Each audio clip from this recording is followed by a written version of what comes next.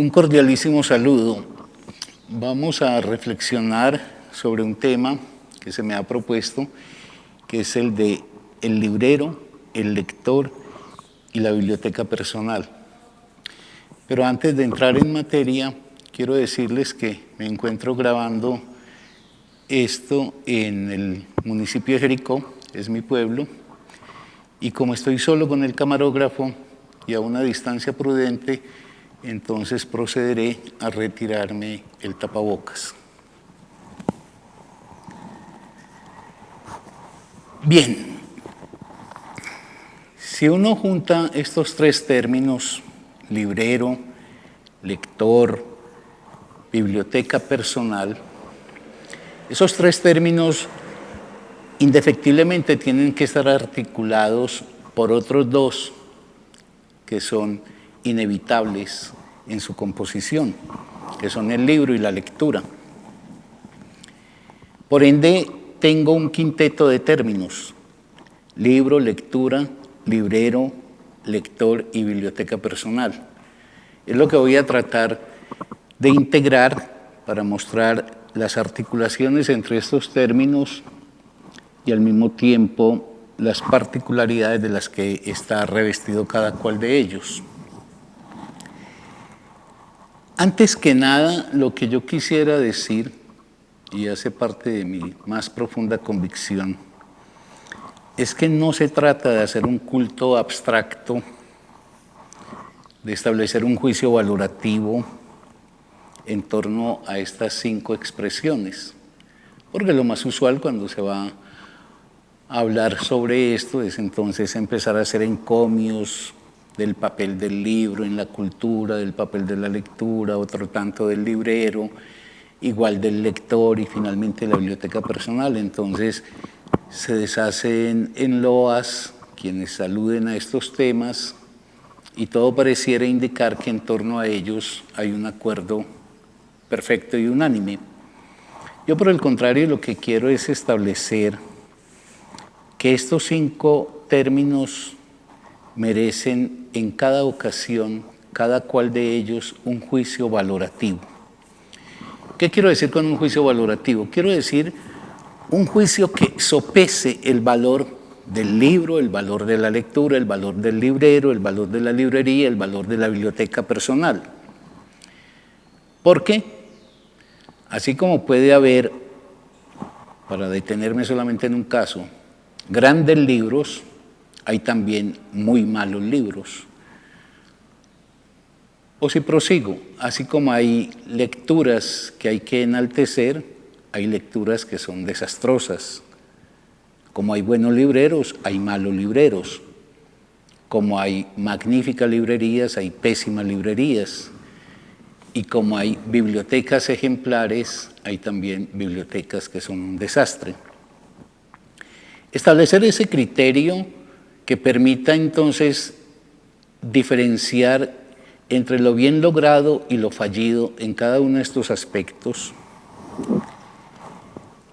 es una forma de evitar lo que en mi opinión es un mecanismo sutil por el cual con la indiscriminación o la igualación valorativa, con eso de hacer siempre loas, fuere cual fuera el libro, el lector, etcétera, con esa indiscriminación o igualación valorativa, lo único que se consigue es contrarrestar y anular el efecto de libertad y autonomía que puede suscitar el mundo del libro y los elementos a él vinculados.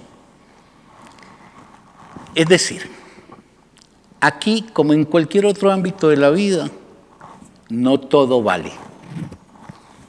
Yo pugno, y es el sentido que tiene para mí esta exposición, yo pugno por los buenos libros, por la buena lectura, por las buenas librerías, por los buenos lectores y por las buenas bibliotecas.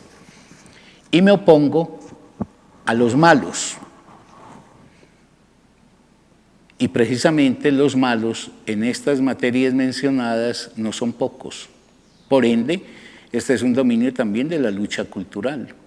Hay que luchar por la reivindicación de estos valores, pero hacerlo de tal manera que estos valores efectivamente consigan ser reconocidos y diferenciados de aquellos que, aunque trabajan sobre los mismos objetos, producen el efecto contrario. Por ende, hay que precisar los criterios de valoración con los cuales pudiéramos conseguir que cada una de estas instancias que nos interesan puedan elevar el nivel cultural y la calidad de existencia de cada persona. Valga decir, libro, lectura, librero, biblioteca, deben ser fuerzas que potencien la cultura y que cualifiquen la existencia personal. Y esas fuerzas potenciadoras hay que saberlas enfrentar contra homónimos suyos cuyo efecto es el contrario. O si lo quiero decir también todavía más preciso, es menester precisar qué y por qué se defiende y qué y por qué se impugna. Porque yo escucho con mucha frecuencia que dicen que no, que todos los libros valen, que uno no debe ser crítico, por ejemplo, con cierta modalidad de libros que hoy circulan profusamente. Pero eso a mí me parece que es una falsa pose democrática.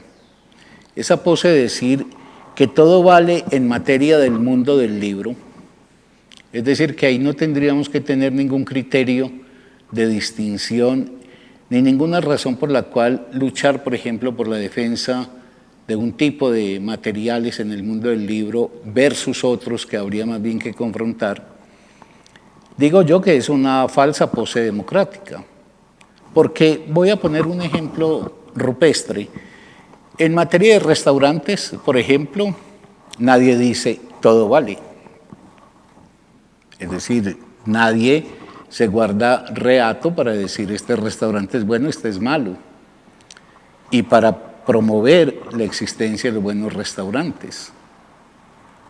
Ahora, ¿por qué eso que en la vida cotidiana, en la vida práctica, asumimos como si fuese absolutamente normal, se quiere restar cuando de toda esta problemática del libro y del mundo suyo se trata? No todo vale en materia del libro, no todo es igual. Y eso no quiere decir que uno quiera imponer un punto de vista. Yo quiero ser en esto muy detallado porque es siempre una crítica que hay en esta época donde se piensa que todo el que objeta algo es que está imponiendo su punto de vista, en una confusión lógica, porque yo puedo objetar algo y no estarlo imponiendo, simplemente enunciando un punto de vista para que quede a discreción del razonamiento del otro. Es enunciar, en el caso del mundo del libro, y lo que voy a desarrollar es enunciar una posición por la cual defiendo todo aquello que es un valor para la cultura y me opongo a todo lo que significa una debilitación de la cultura. E insisto que no es imponer un punto de vista, es enunciarlo, ofreciendo argumentos y optando preferiblemente por no ser hipócrita, por más bien plantearle al otro por qué considero importante algo y no otra cosa. Ser sincero con respecto a los libros. Es que yo alguna vez recuerdo que un muy reputado intelectual de este país, en una feria del libro, me objetaba porque yo estaba haciendo una crítica a los libros de autoestima y superación personal. Y después, a la salida, me dijo, Carlos, pero deja que la gente lea todo lo que quiera. Y yo le contesté, yo no tengo ningún poder para impedir que la gente lea lo que opte por leer. Lo que yo estoy es tratando de decirle a la gente que en materia del libro, como en materia de cualquier otra cosa en la vida, las adjetivaciones que permiten afirmar el carácter positivo de algo o por el contrario el carácter negativo valen. Y frente a eso es bueno también tomar posición y es ser sincero. Recuerdo que en esa ocasión yo le decía a esta persona que tiene una hija yo le decía, entonces si tu hija, que en ese momento era una adolescente, va donde vos y te dice, papá, es que tengo una pregunta que se me ha vuelto crucial, que se me ha vuelto esencial. Es una pregunta, ejemplifico, sobre el amor, o sobre la historia de Colombia, o sobre el origen del universo. Cualquier pregunta con tal de que sea pues, fundamental para la joven que menciono, su hija. Y proseguía yo diciéndole, no le dirías, no, hija mía, lee cualquier cosa, todo es lo mismo. No. En el conjunto de los ofrecimientos posibles discriminarías qué ofrecimientos consideras importantes, valiosos, significativos, aportativos para ella y cuáles, por el contrario, serían anodinos cuando no directamente perjudiciales. Por eso no le diría, lee cualquier cosa. Ahora, yo terminaba en esa ocasión, y ahí también concluyo la anécdota, diciéndole, y si así procedes con tu hija, ¿por qué no procedes de la misma manera con la sociedad? ¿Por qué quienes tenemos la posibilidad de situarnos con algunos criterios, gracias a algunos elementos de conocimiento que portamos, para poder discriminar las buenas producciones intelectuales que están expresadas en la forma del libro y de todo el circuito que reúne al libro? ¿Por qué nosotros no hacemos con la sociedad lo que vos harías con tu hija? Es decir, también nos la jugamos por la defensa de lo que vale la pena y por la impugnación de lo que no vale la pena. En ambos casos, tanto en la defensa como en la impugnación, ofreciendo elementos, argumentos que permitan que la gente clarifique. Porque hoy uno de los problemas que se tiene con la lectura es que el mundo es una selva de libros. Y una persona, particularmente, por ejemplo, una persona que no sea habitual a la lectura o un joven, se encuentra realmente perdido en la mitad de la maraña. Entonces es una tarea también decirle a la gente, en términos de sugerencia, con argumentos que sirvan de fundamento, que puede ameritar ser objeto de lectura y que no. Y eso que digo con respecto a la lectura es válido para todo lo demás, como voy a tratar de mostrarlo, para las librerías, para los libreros, etc. Para pasar a otro punto, quisiera terminar con una advertencia. ¿Habrá algún día que discutir seria y detenidamente esa especie de metafísica que se ha impuesto en nuestra época, con la cual se cierra toda discusión, y es aquello que se suele conocer como el gusto? Entonces la gente dice, no, eso es el gusto de cada uno. Y digo que es como una metafísica porque quien así habla pareciera indicar que el gusto vino del más allá, se instaló en la persona, no tiene una historia, no ha sido procesado, no ha sido constituido, sino que eso como que misteriosamente impregnó a esa persona y define ya el criterio supremo, intocable, con el cual esa persona debe orientarse, en este caso pues en materia de la relación con los libros. Y el gusto hay que señalarlo de una vez, algún día tendremos que tomar ese tema por su propia cuenta. El gusto es una construcción histórica y social. Es como si una persona, por ejemplo, pobre, de muy escasos recursos, solamente comiera, no sé, agua-sal y después le dijeran, no, pero déjalo comer agua-sal. ¿Por qué le dices que hay platos, que hay carnes, o que hay pastas, o que hay caviar, o que hay otras cosas? Déjalo comer agua-sal. No le impongas. No, es que alguien es libre cuando en un juego de opciones puede elegir, no cuando se le impone una sola. Y por eso en una cultura como la nuestra, la lectura, que está centrada en tanto texto mediocre, no es un asunto del ejercicio de la libertad de la persona o de esa metafísica del gusto, es simplemente que las personas han carecido por un proceso formativo, tanto familiar como escolar, de unas referencias precisas que le permita discriminar qué es lo que tiene realmente un valor en términos intelectuales y qué no. Hablemos ahora de la primera figura que está pues mencionada en el título de esta charla, que es el libro. Hay que hacer una clara defensa del libro, reiterando pues la necesaria adjetivación de los libros buenos. El libro es un objeto singular, muy singular. El libro no es un objeto como cualquier otro objeto en el mundo, no es una cosa como cualquier otra cosa en el mundo. El libro tiene la peculiaridad de que no se desvanece al consumirlo. Cuando uno lee un libro, el libro no queda desvanecido, no queda agotado. Al contrario, el libro se potencia de manera creciente. A medida que pasa el tiempo, otros libros que vienen y que uno ha leído refuerzan la apropiación que hizo del primero.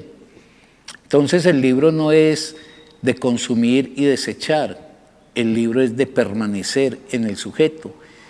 Y sí, como estoy hablando de los buenos libros, ese buen libro al cual uno ha tenido acceso, en lugar de desvanecerse o de difuminarse, ese libro potencia nuestra vida, se instala y permanece en nosotros, hace ya presencia en nuestro ser y potencia nuestra vida.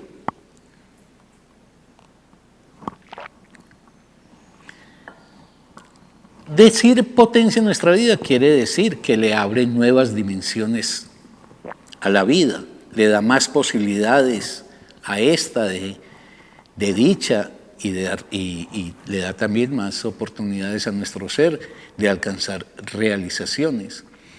El ser humano es una criatura que no llega al mundo hecho y terminado. Es un ser que está abierto.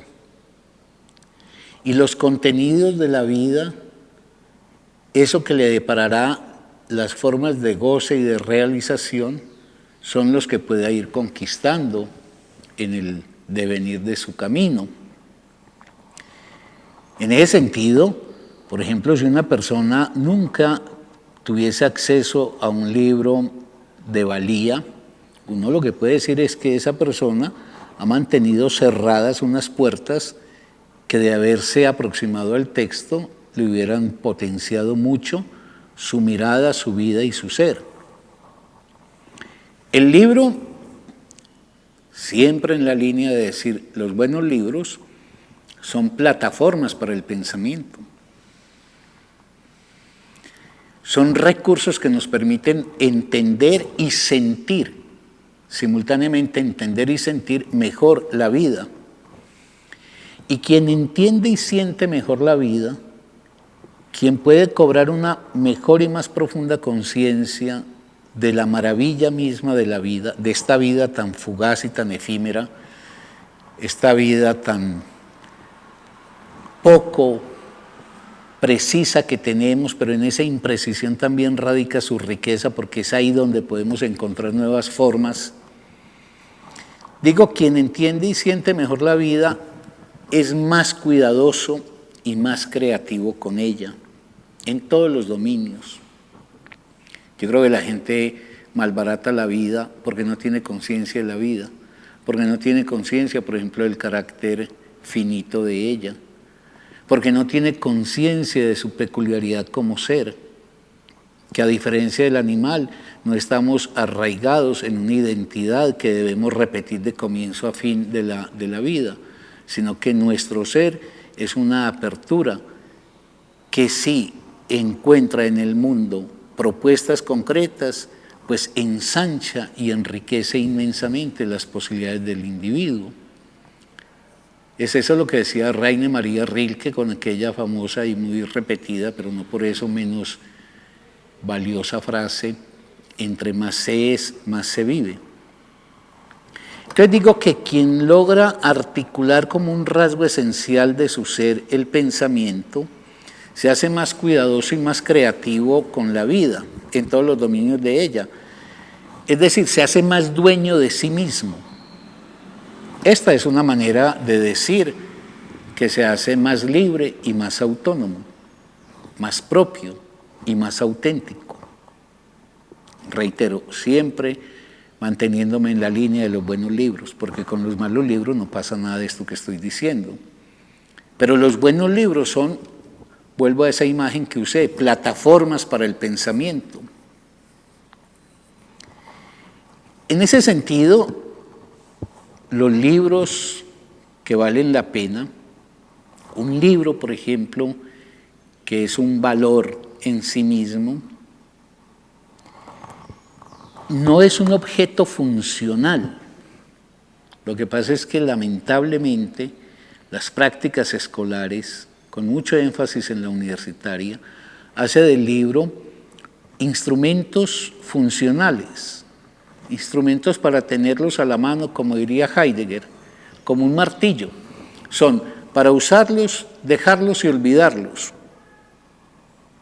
Pero un libro, un gran libro, es una cosa bien distinta, y una práctica educativa que fuese consecuente estaría resaltando no el valor instrumental o funcional del libro, sino el libro como un objeto de amor. E igual que todo lo que uno ama, lo que uno lleva consigo en lo más entrañable de sí, no es para utilizarlo, abandonarlo y arrojarlo del recuerdo.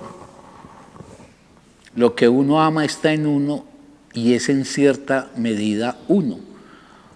Así como, por ejemplo, quien tiene un hijo a quien ama, o quien tiene una mujer a quien ama, o un hombre a quien ama, uno puede decir que la maravilla de ese sentimiento es que ese objeto deja de estar exclusivamente en el mundo para incorporarse e internalizarse en el individuo. Eso es lo peculiar del amor. Por eso, cuando se ama es como si alguien extendiera su identidad hasta otro, y lo que le acaeciera al otro, para dicha o desdicha de aquel, se vuelve en repercusión sobre sí mismo. Eso pasa también con los libros. Los libros amados están con uno, porque ya son uno. Entonces, por ejemplo, en mi caso, y lo quiero poner simplemente para ilustrar, Madame Bovary está en mi mirada cuando contemplo a esa joven vecina mía que se desasosiega ante un matrimonio que la atedia y la agota. Yo no puedo verla ni escucharla sin que Madame Bovary, circulando ya por mi sangre y volviéndose también sistema óptico mío, marque la mirada que yo dirijo a ella. Marx está en mis ojos cuando veo a los trabajadores entregando su vida para a duras penas sobrevivir, mientras una minoría nada en la opulencia con el fruto de la labor de ese trabajador. Esos son libros, estoy hablando de Madame Bovary y de Marx, que ya están en uno. No es que uno es y tiene un agregado que son esos libros, sino que los libros se han vuelto uno, la manera de uno estar en el mundo, de uno ser en el mundo, de uno sentir en el mundo, de uno pensar y de uno ver el mundo. O Anton Chekhov está en mis pupilas cuando veo a un joven en la universidad, un alumno mío, mirar entre desesperado y desesperanzado un futuro que él intuye que le va a negar realizar la vida con la que sueña. Chekhov está ahí conmigo. No es Carlos Mario más Chekhov, sino un Chekhov disuelto ya en Carlos Mario para poder entonces contemplar ese mundo. O Freud está en mí cuando me sorprendo a mí mismo, cuando me veo incurso en un proceder que me condena al rechazo de mí mismo, cuando me tengo que reconocer en una actitud, en una conducta, en una expresión que no concuerda con la imagen que yo quiero de mí y que es la imagen que me gratifica. Freud es el que me ayuda, por ejemplo, a devolverme hacia mí mismo. O Nietzsche se hace mi visión cuando me instalo ante la pregunta ¿por qué mi vida está regida por estos valores morales y no por otros? Etcétera. Los libros pues que hemos leído, no con nuestros ojos, no de manera formal y mecánica, no por el deber universitario de haz la tarea y olvídate después de eso, sino que lo hemos leído con nuestras entrañas. Esos libros ya están con uno. Esos libros están en uno. Esos libros son uno. Por eso yo quiero insistir, los libros, los buenos libros, expanden nuestro ser, nos hacen vivir más allá de lo que éramos antes de ellos.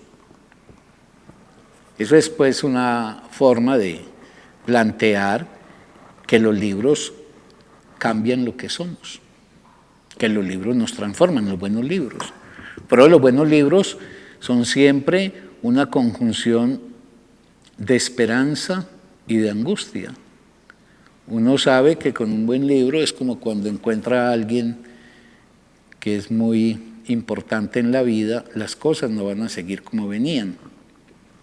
Aquí pues es indefectible acudir a dos frases antológicas de Kafka, que se dicen mucho, por fortuna se dicen mucho, y cada que se dicen vuelven y tocan la puerta de la verdad.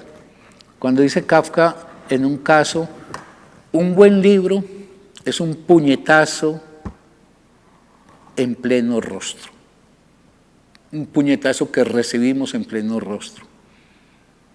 La imagen de Kafka es clara, un buen libro nos desfigura, es decir, rompe la figura en que nos reconocíamos.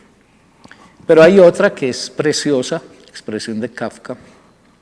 Kafka, ese hombre del que lo difícil es encontrar algo que no sea precioso.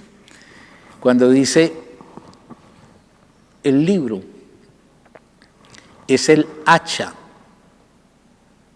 que rompe el hielo en nuestro corazón.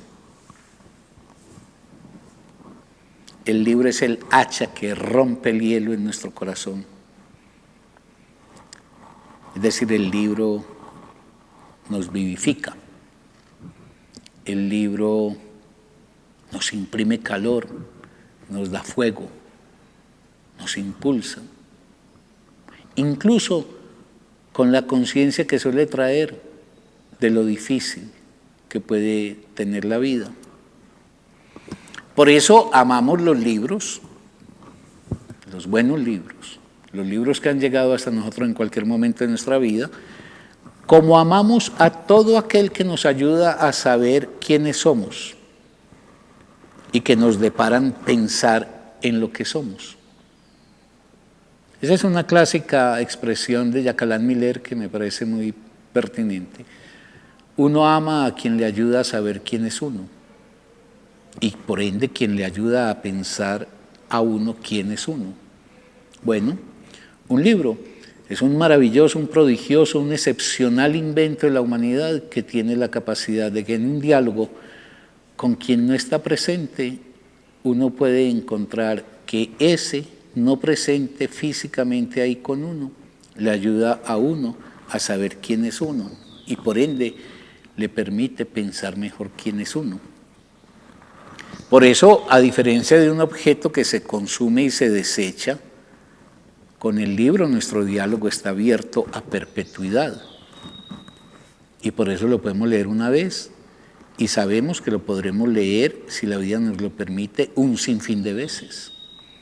Por eso, una también de las expresiones maravillosas del libro es que pareciera una especie de manantial inagotable que siempre está fluyendo nuevas significaciones hacia nosotros. Y antes de dejar el tema del libro, yo quisiera plantear una cosa así sea muy abuelo de pájaro, y es que hay una falsa contradicción en esta sociedad, en esta época, y es la contradicción entre el libro físico y el libro digital. Yo creo que esa es una falsa contradicción. Esos son simple y llanamente dos modalidades, válidas ambas, que obedecen a priorizaciones específicas.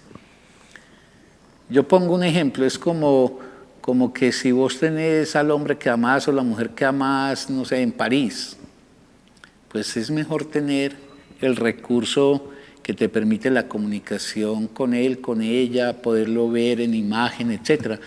Pero puesto a elegir, es mejor de carne y hueso y cerquita. Y eso pasa también con el libro. El libro es un objeto físico. Y en lo físico está en juego la sensualidad y está en juego la corporalidad del ser humano. Porque es que esa ilusa idea de que lo digital es entonces la suplencia de todo lo estético y de todo lo erótico en el sentido de lo sensual, es lamentable. Pero es como que yo tengo, por ejemplo, en mi apartamento un bello jarrón y entonces alguien viniera y me dijese, no, hombre, Carlos, pero ¿por qué ocupas espacio físico con ese jarrón? Puedes ponerlo en la pantalla. Y con esa lógica uno también podría decir, pues entonces voy a vivir en una piececita en 15 metros cuadrados y voy más bien a representarme en la pantalla un espacio virtual maravilloso que esa sería mi casa. Eso pues no tiene asidero. Igual pasa con el libro. El libro tiene una experiencia para el ser humano concreta, sensual, táctil, que implica, sí, una forma de la erótica, de la estética. Y por ende es, en mi opinión, inútil e insulsa la aparente contradicción entre el libro digital y el libro físico. Se trata de elegir lo que en un momento dado provee mejores experiencias y sensaciones a la condición humana. Ahora, hablemos un ratito de la lectura, que es el segundo significante. Para decirlo así velozmente, hay tres tipos de lecturas que son como las que en general predominan en nuestra época. La lectura como simple apropiación informativa. Es decir, se cree que el libro no es sino un recurso para uno hacerse a una información. La otra, que es una peste de nuestra época, la lectura como entretenimiento. El entretenimiento es también un tema que algún día tendremos que abordar con cuidado. El entretenimiento no es otra cosa que el malhadado invento de que el tiempo hay que matarlo. De que lo más precioso que tiene un ser humano, que es su tiempo, está encartado el ser humano con ese tiempo, no sabe qué hacer con él y por ende hay que matarlo. Y entonces se logra la cuadratura del círculo cuando se cree que un libro puede ser la forma en que se pueda matar el tiempo. Entonces, información y entretenimiento son dos versiones lamentables de lecturas que hoy existen y que hay que combatir. Esas lecturas yo no las aplaudo, yo no le hago a esas lecturas loas. Y hay una tercera lectura, que es la lectura por la cual yo me decanto y que defiendo como una potencia favorecedora del ser humano. La lectura que permite el pensar propio. Pensar propio. Es decir, que al cabo del texto y a lo largo del texto lo que está en juego es mi pensamiento, no la palabra exclusiva del autor, sino el diálogo entre esa palabra y la mía, que permite la emergencia de un pensamiento del cual hago apropiación y del que haré una derivación para traducirlo a las prácticas concretas de mi existencia. Entonces, leer bien un libro es leernos en él, como dice Marcel Proust. Es que yo me leo en el libro. Yo no leo al libro, yo me leo en el libro, pero en cualquier libro, inclusive un libro de ciencia. Uno se lee en su deseo. Y tan se lee en su deseo que precisamente al seguir los vericuetos del libro, incluido el matemático, el biológico, eso le depara una gran dicha porque tiene que ver con la dicha, el desciframiento de algo que uno anhelaba. Ese leernos en el libro, ese yo me leo en el libro, ese uno se lee en el libro, es en las tres formas en que podría uno decir que uno existe, como individuo. Entonces un libro me permite descifrar rasgos particulares que han marcado, por ejemplo, mi historia o que han constituido lo que soy. Pero también soy un uno social, en el sentido de que si en lo individual le logro ganar algo al desconocimiento que tengo de mí, en lo social soy por y en este orden social en el cual me desenvuelvo. Es que entender el mundo en que uno vive es entenderse uno a sí mismo. Y por eso, cuando dice Proust, léanse en mi obra, está diciendo, sé uno que se lee en mi obra, pero ese uno se expresa como individuo, se expresa como sociedad, pero también, y voy a usar una palabra muy riesgosa, hay una dimensión cósmica, pero esto no tiene que ver pues con empezar con metafísicas. Cósmica quiere decir que la vida de Napoleón, la vida de Beethoven, la vida de Sócrates fueron muy grandes. Cuando leo una biografía de Napoleón, cuando escucho una composición de Beethoven o leo una biografía de Beethoven, cuando leo un texto de Platón en el que me enuncia Sócrates, tengo la constatación de la grandeza de ellos. Ahora, ¿qué es de ellos hoy?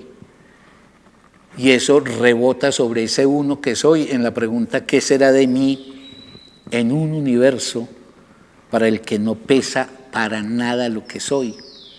Por eso la lectura tiene siempre, la lectura de los grandes textos tiene siempre un tono también angustioso, pero solo que angustia no es una expresión negativa.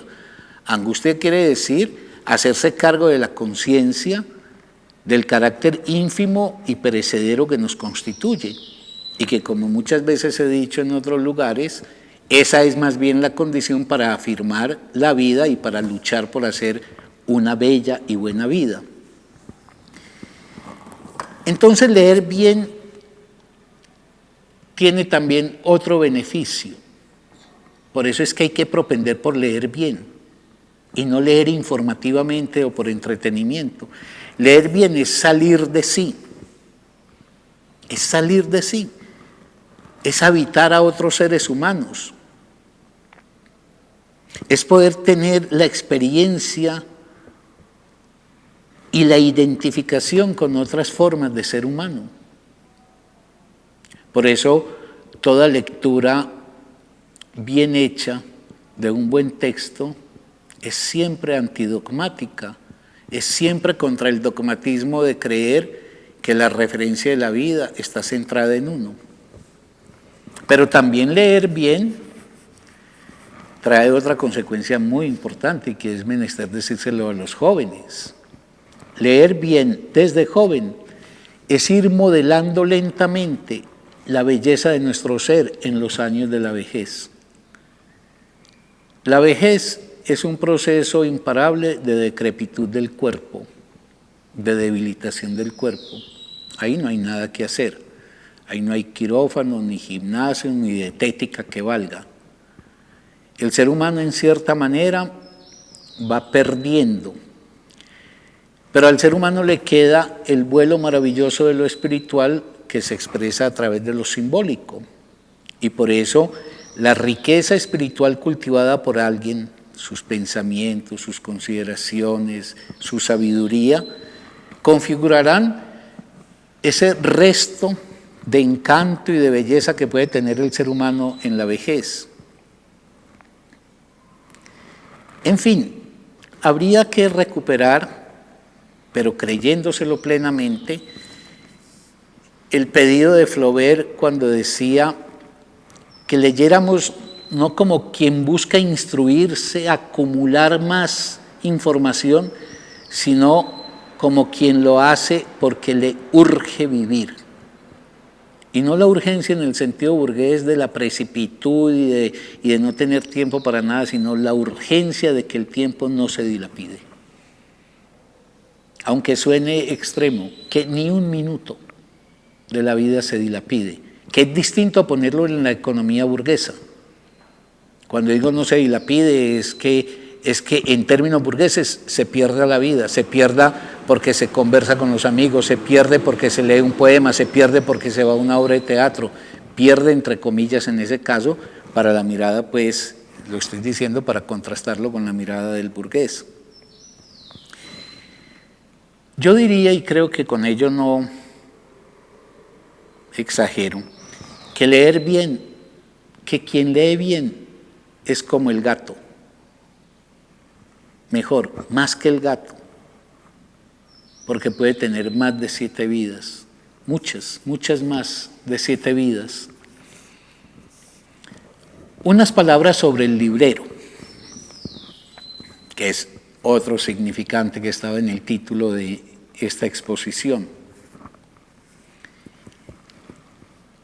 ¿Quién nos abre la puerta a los amorosos de los libros buenos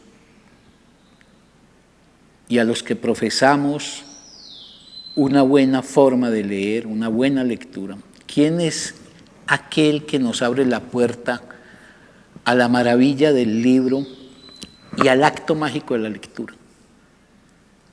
¿Quién? Sí, me podrían decir los maestros, etcétera, sí, pero ellos yo los tomo siempre como quienes nos insinúan, nos sugieren, pero la apertura de la puerta a ese acto mágico de la lectura y a esa maravilla que es el libro, es el librero. El librero, el buen librero. El librero y ese jardín encantado, fascinante, tentador, su librería. Buen librero, buena librería.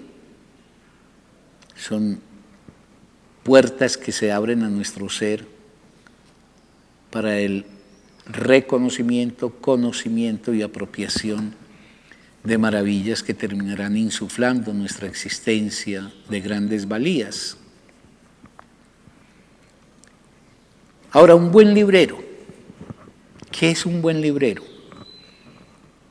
Un buen librero es aquel hombre o mujer que vive en medio de su multitud de libros, dialogando con ellos. No es el indiferente a ellos, no es el que los ignora, es el que los conoce, dialoga con ellos, dialoga permanentemente con los libros y dialoga de los libros con los que van por ellos, por los libros. Por eso los buenos libreros son siempre una propuesta de conversación. Vos llegas donde un buen librero y la conversación está tendida. ¿Por qué? Porque él dialoga con los libros. Y en esa misma línea, una buena librería no es una cosa que se define por el tamaño. Hay librerías gigantescas que son buenísimas, pero librerías gigantescas que son un desastre. Y sobre todo en el concepto comercial que hoy se viene imponiendo en el mundo a partir de los grandes monopolios editoriales y de la distribución y venta del libro. Son terribles. Una pequeña librería puede ser maravillosa o puede ser también muy mala.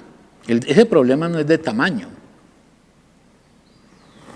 Una buena librería se define por la conciencia y la disposición espacial de los tesoros que nos ofrece. Una buena librería es como la cueva de Alibaba, maravillas contenidas ahí, y uno entra con la sensación de que uno, por ejemplo, va por una cosa y sabe que al paso le saldrán otras. Y por eso recorrer los anaqueles de una buena librería es ir como con los ojos de un niño, siempre presto a la sorpresa de lo que uno no se imaginaba. Una buena librería no es una atildada y aséptica gran superficie en la que se ofertan los libros como si fueran electrodomésticos, que es lo que el capitalismo, Marx decía que todo lo que toca lo vuelve oro, hoy habría que decir que todo lo que toca lo vuelve escoria. Entonces el capitalismo toma las grandes librerías, pues las bellas librerías, grandes o pequeñas, las bellas librerías, las amarra a una lógica del monopolio, las vuelve grandes superficies y termina convirtiendo eso como en supermercados de libros. fríos, asépticos. Y allí, en esas grandes superficies, nos confunden al buen librero, aquel con el que uno dialoga en la librería, aquel que es siempre un mediador para la instauración de conversaciones con otros asistentes a la librería. Esas grandes superficies confunden al buen librero con ese dependiente de sonrisa ensayada y estereotipada, experto en marketing, que además no sabe nada absolutamente de los libros que le oferta a uno. Lo que sabe es unos eslogan que le transmite a uno siempre en función de tratar de suscitar la compra de lo que sea, pero que compre. Por eso yo en esas grandes superficies donde venden libros, cuando tengo por alguna obligación que ir, porque es como si fuera la maldición que se me hubiera impuesto, cada que veo que se me deja venir un dependiente de esos, tiemblo, porque lo que yo sé es que será la inautenticidad total la que regirá el encuentro entre ese dependiente y yo, porque a él finalmente yo le intereso un comino, mi problema es un comino, a él lo que le interesa es la caja registradora y mandarme con esos libros allá sin importarle qué libros, que además nunca los ha leído. Todo lo contrario es una librería que se vuelve de uno en un sentido simbólico, porque es un lugar cautivante al que uno va para encontrar lo que está buscando, para tratar de hallar eso que uno anhela, pero es también el lugar en donde se presenta el hallazgo inesperado. De pronto salta a la vista algo que lo llena uno de júbilo, porque es algo que no habiendo sido conscientemente buscado, se yergue ante uno diciéndole a uno, heme acá, y uno siente que eso uno lo estaba buscando sin tener conciencia que lo buscaba. Y finalmente una buena librería es el cautivante lugar de un diálogo de uno con el librero, de un diálogo con los otros asistentes a la librería. Por eso los libreros y sus librerías tienen que reivindicar siempre la dignidad de ese oficio que se despliega en términos de la relación de ellos con los libros. Y digo con toda la conciencia del caso, la dignidad de ese oficio. La dignidad de cualquier trabajo humano se define por tres cosas. Primero, porque ese trabajo le provee a uno las condiciones materiales para una vida solvente. Eso es un primer elemento imprescindible de la dignidad de un trabajo. Que me garantice las condiciones de pervivencia en los términos en los cuales yo defino las necesidades de mi vida. En segundo lugar, un trabajo es digno cuando genera un efecto potenciador sobre la vida de los demás. Y uso la palabra potenciador. Cuando no porque es que lo que hago le gusta al otro, sino porque lo potencia, lo expande, lo enriquece. Y en tercer lugar es digno cuando ese trabajo produce un efecto potenciador sobre la vida propia, en este caso del librero. Ahora unas palabras para ir buscando el final sobre la biblioteca, porque entonces ya tenemos todo ese proceso por el cual la lectura, el lector, el libro, etcétera, el librero, la librería, nos conducen a la biblioteca privada. Voy a ser muy somero porque no tengo tiempo para más. En otra oportunidad, creo que comenzando el año entrante, yo voy a ofrecer una charla en torno precisamente a la biblioteca privada. Pero lo primero que hay que decir es que la biblioteca pública y la biblioteca privada son dos experiencias totalmente distintas. Y yo siempre me hago la imagen de que la biblioteca pública es un espacio en relación a libros de día y con compañía. Mientras que la biblioteca privada es un lugar esencialmente nocturno, por eso los grandes y amorosos habitantes de las bibliotecas personales son noctámbulos, es un espacio de la noche y de la soledad. Y si la biblioteca pública quizás su emblema sería el sol, su luminosidad, su transparencia, la biblioteca privada tiene como emblema las tinieblas, las sombras, las propias de la noche. Una biblioteca. Lo primero que se le viene a la imagen a cualquiera cuando se dice una biblioteca es una reunión de muchos libros. Y estoy hablando de la biblioteca privada. ¿Por qué puede alguien hacerse a ese propósito de reunir muchos libros? ¿Por qué? Yo creo que se puede hablar de 4 vertientes de reunidores de libros. 3 son de la misma familia, otro es ajeno a ella. ¿Cuáles son los 3 primeros que uno podría mencionar? El coleccionista. Hay gente que colecciona libros. ¿Quién es un coleccionista? Un coleccionista es una especie de versión neurótica que apunta a completar un conjunto. Por eso al coleccionista no le importa puntualmente la pieza por ella misma y por lo que representa y significa en su singularidad, sino porque esa pieza ensambla con otras hasta alcanzar o por lo menos posibilitar el alcance de la completud o de la completitud. Está también el bibliófilo.